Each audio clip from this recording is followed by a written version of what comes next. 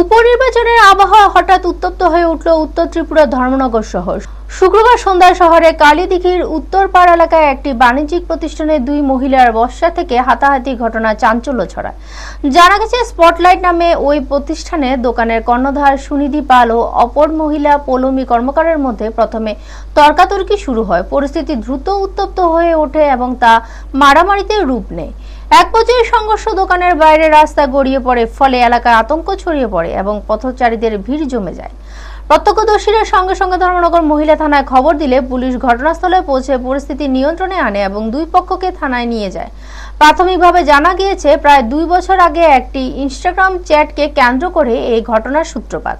অভিযোগ, পৌলমী কর্মকারের স্বামী অমিত ঘোষের সঙ্গে সুনিধি পালের কিছু ব্যক্তিগত চ্যাট সম্প্রতি সামাজিক মাধ্যমে ছড়িয়ে পড়ে। সে ঘটনাকে ঘিরে দীর্ঘদিনের ক্ষোভের বহিঃপ্রকাশ ঘটে বলে মনে করা হচ্ছে।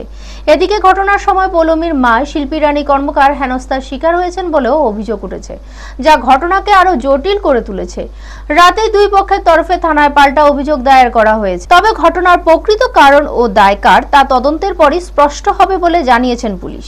এই ঘটনাকে কেন্দ্র করে ধর্মনগরে চাপা উত্তেজনা বিরাজ করছে। ব্যক্তিগত সম্পর্কের জটিলতা যে কখন জনসমক্ষে বিস্ফোরিত হতে পারে, এই ঘটনা তারই এক বাস্তব চিত্র তুলে ধরল। ব্যুরো রিপোর্ট, নিউজ তৎকাল 24।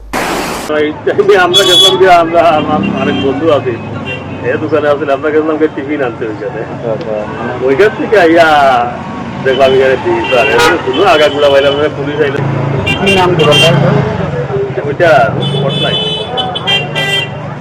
আমরা কইতেও পারি না। দোকানে বয়াত আমরা আইয়া করে দোকানে বইয়া বন্ধু বইয়া গল্প করতেছি, হঠাৎ দেখি এখানে ভিড়।